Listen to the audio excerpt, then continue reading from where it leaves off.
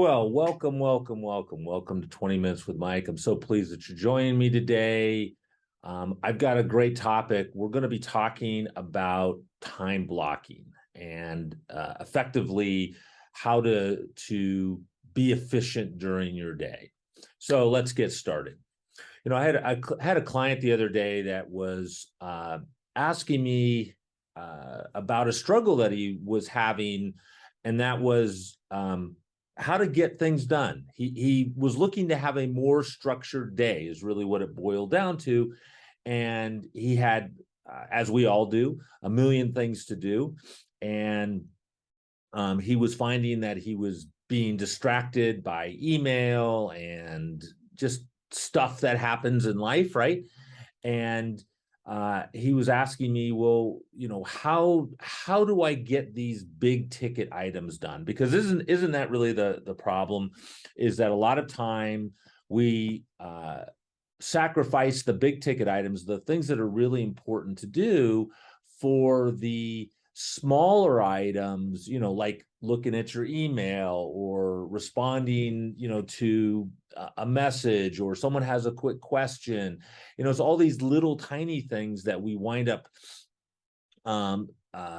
spending time on and really eating up our time. And I have to tell you that now that I'm not actively practicing, certainly in the same way that I was before, I don't have the typical 9 to 5. I'm not going to court. My schedule is very open. I'm finding that structuring my day is becoming even more important, because what I found is it's really, really easy to fritter your day away. You get up and, oh my goodness, turn the TV on. My wife and I really love the home repair kind of shows, and boom, all of a sudden 2 hours gone. It's truly amazing. I also am working on, there's some very specific reading that I need to be doing, and it's really critical for me to put in at least an hour a day, and then I want to spend time on my music. So I have a handful of things that need to get done, but since I don't have any external pressure, the question is, how do I get these things done? And in a law practice, it becomes even more important, because you do have external pressure, right? You've got, clients calling, you've got the court, you've got to make appearances, you've got certain things that have to be done on certain days, and those are kind of set in stone. So how do you fashion your day so that you can get the big ticket items done, that and the little ticket items done effectively? And the best thing that I've run across, and I have read a ton of books on time management. One of the interesting books that I've read, Dan Kennedy's No BS, the time management for the entrepreneur, or it's something like that. And Dan is just brutal as far as time management goes. If you have a phone call with him, and it's set for an hour, at an hour he hangs up. He has, at least according to his book, I've never been to his home, but according to a book, he has clocks everywhere. So his life is very, very managed by time. And he talks about time vampires, people coming in and taking up your time by way of just stepping in the door and saying, hey, you got a quick minute? Y'all know what that's about. Or the biggest problem is text and email, right? People send you a text and they send you an email, and all of a sudden the trajectory of your entire day has changed, because you feel this obligation to respond to it. And so Dan's very, very, cutthroat about that. He doesn't, as a matter of fact, the interesting story about Dan Kennedy is that you can't reach him by email or text or phone, for that matter. If you want to communicate with him, you do it by fax. Good luck with that, right? I don't have a fax.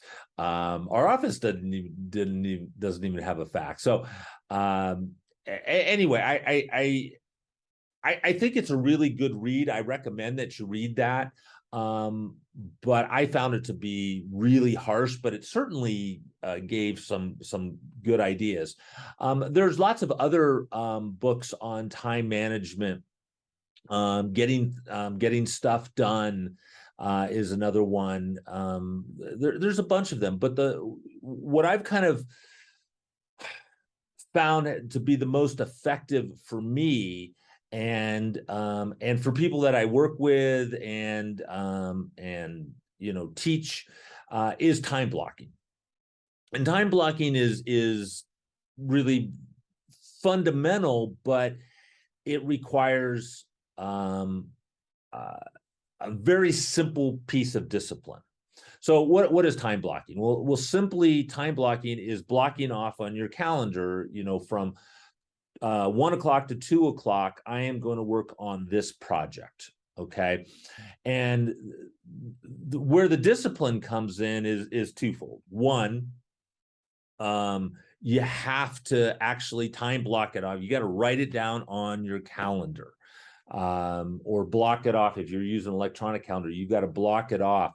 If you're in a situation like I was, where other people were putting stuff on my calendar, setting appointments for me, whatever, then the rule was, if I have time blocked this off, if it says from 1 to 2 o'clock, I'm doing X, you do not set appointments in that time. As a matter of fact, the rule was that if during that period of time you do not contact me, you don't send me a text or a Slack or a team or anything. I mean, unless the building's on fire and I'm the only person with a bucket of water, you don't contact me for that hour. Now, one of the compromises that we made that kind of fell a little bit to the wayside, but I still think is a great idea, is I set aside a half hour or sometimes an hour, but a half hour for questions. So it would be during the course of the day. This would be the time that if you had questions for me, to contact me.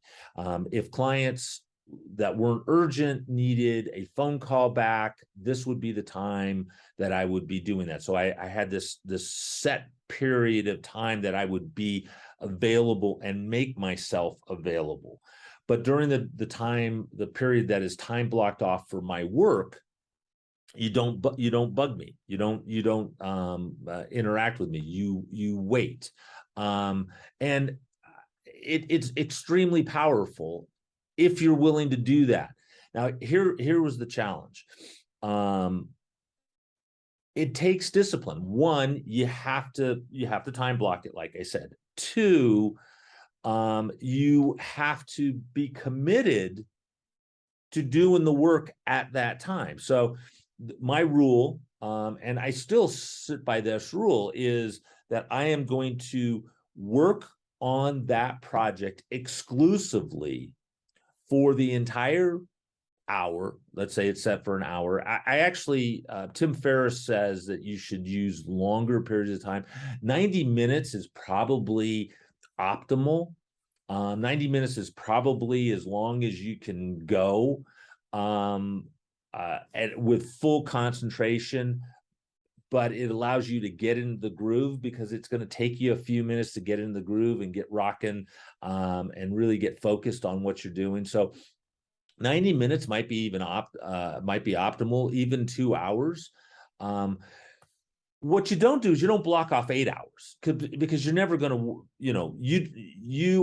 nobody's got the concentration span to do an entire 8 hours. So 8 hours is that's a waste of time. But setting aside an hour and a half, and this is what I recommended to this fellow who was looking for some structure, was 2 90-minute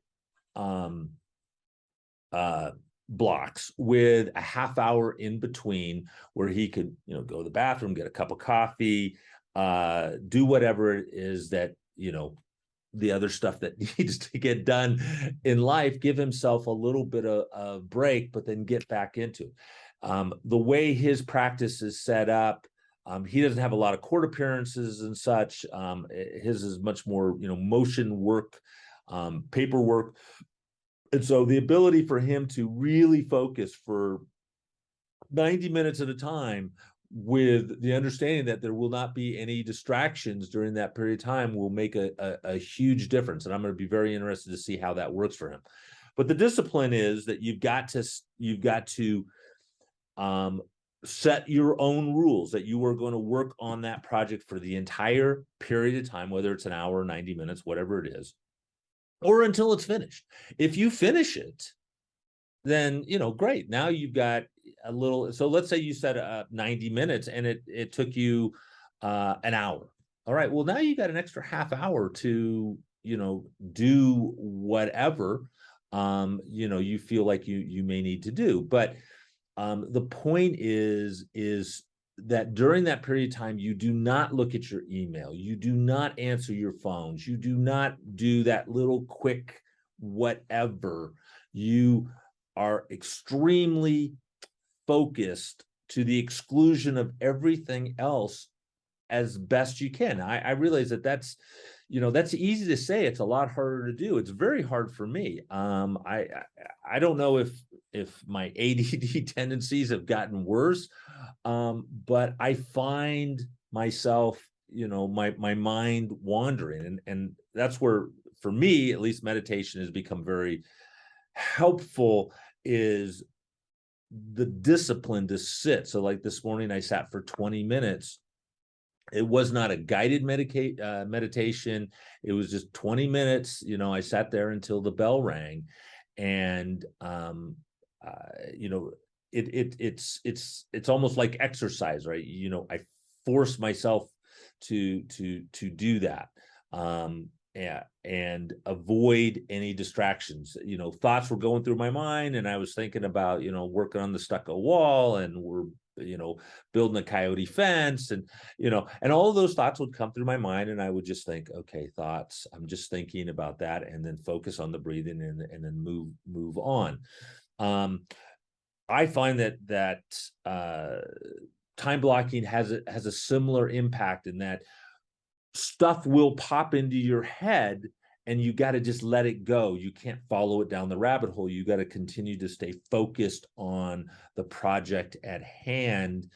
And if you, do find yourself wandering, just bring yourself right back. Don't punish yourself or be,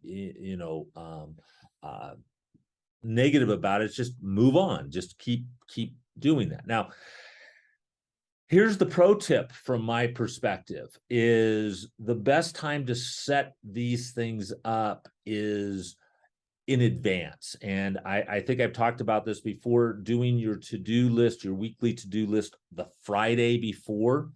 So why on Friday? Well, one, because if you go through your to-do list for next week, let's say today's Friday. All right. So I'm looking at next week.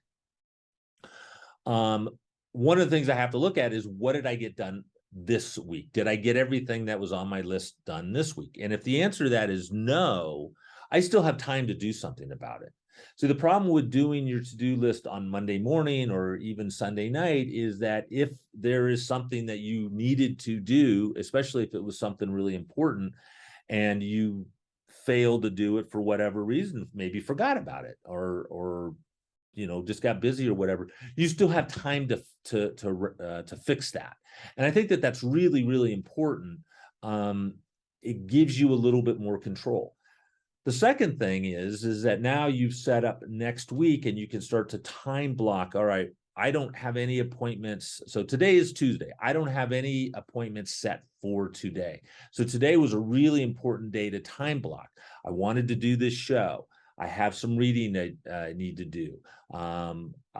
There's a crack in our Adobe outer wall that has gotten quite large and really needs to be fixed before we start having more rain, because the Adobe will get damaged. That has to be done immediately. And, I'm still learning how to deal with Adobe. So I've got to get all that put together. So I had to set up, I had to block off a period of time to go, all right, that's what I am going to do today, and I'm going to give myself a couple hours to work on that. Hopefully, if I'm not a complete moron on this, I should be able to get it done a lot quicker than that. But I gave myself, I blocked off a couple hours because I may have to run to the store because I might be missing something that I need, right? It's Home Depot is really starting to love me because I'm buying lots of tools because this house requires a lot of work. In any event, the point of all of that is that if you time block off what you're going to do, and then you commit to doing it. I am going to do this come hell or high water. I'm going to get through this. You will get it done. This one particular client has this really nasty big project that needs to get done. He doesn't want to do it, but it has to be done. It will put some significant money into his pocket, but he's got to suck it up and do it. And I suggested to him, this would be the one case where I said, block off the whole damn day. Just that is all you're going to do. That is your intention for the day. That is the only thing you're going to do. And just knock it out, because you don't, either that or you can drag it out over weeks, but then you'll really be miserable. Just be miserable one day. But the key takeaway here is that you're blocking off your calendar for everybody to see. Anybody who has access to your calendar, you're blocking it off so that they know not to bug you at that time. And then you have to exercise the discipline to not look at your email, to not look at your text, to not make any phone calls, to just simply and only do that project during that period of time. It's easier said than done. But I will tell you in my experience that once you start doing that, once you get disciplined enough that you are only working on that, you start to knock projects off and you get them done, and you get them done better because, this whole idea of multitasking is a fallacy. You can't do solid work on two projects simultaneously. If you go to that email, you have switched. What you're doing is you're task switching. You've switched from doing whatever project you were working on to now looking at that email. And the problem is that you are not going to give either one of those the focus. My belief is that if you're going to do a job, you should do it the best that you can. And the only way that you're going to do it the best that you can is to actually be focused on that project in a singular mindset. So block it off, discipline yourself so that that is all you're going to do. And I think that you will start to find that the structure in your day will make you way more productive and make you feel better about it. I mean, on my intention list, which I do every morning, are the 2 to 3 major things. If I get these done, then, it's going to be a successful day. And those are the kinds of things that would be in there. Now, in my book, Legalese, The Ultimate Guide on How to Survive a Law Practice, I talk about time blocking and the importance of it. And so that would be a good review. But just understand that while there's many different ways to be effective and efficient, the idea of doing multiple things at a time, multitasking, is a fallacy. Scientifically, it has been proven, and you cannot get into flow if you are doing 2 different things at a time. You have to have a singular focus. Now, we'll talk about flow in another episode about the importance of how to get into that and how to try to maintain that. That's a big topic. But if you really want to be in that, in that zone and really knocking it out, time blocking is the simplest, most effective way to do that. All right, there goes the crow, and here comes the coyote. All right. That's our 20 minutes. I hope you find this helpful. You know, if when this gets posted, uh please give me some feedback. You know, if you're finding that this is helpful and it's working for you, or it's not working for you, let me know. I mean, I definitely don't believe that I've got the monopoly on all information. This is stuff that's worked for me. Um, and I've seen it work for other people, and I've taught other people how to do it, and I've seen it become effective. But it does require discipline. And discipline is the path to freedom. So, all right, everybody. I hope you all have a great day. I hope you find this helpful, and remember, be grateful for what you have, and be willing to work for what you want. All right, y'all. Take care.